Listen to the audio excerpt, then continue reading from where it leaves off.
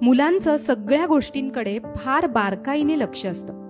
प्रत्येक गोष्टीचे संदर्भ ती आपल्या चिमुकल्या अनुभव विश्वाशी जोडत असतात. आपण त्यांना जे शिकवलेलं असतं ते तपासून पाहत असतात.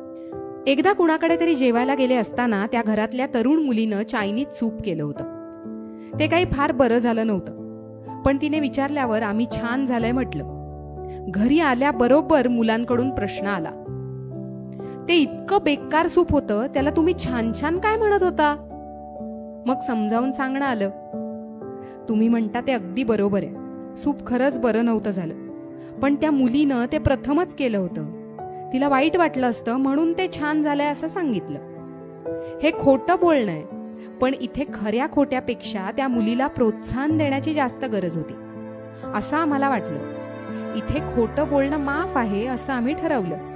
खोटं बोलू नये असं मुलांना शिकवलं की काम भागत नाही. त्यातल्या असंख्य छटा अशा वेळोवेळी समजावून घ्याव्या लागतात. मुलांच्या देखत कोणाशीही वागायचं बोलायचं झालं की या दुर्बिणी आपल्यावर रोखलेल्या असतात याची जाणीव ठेवायला हवी. हा धडा मिळाला.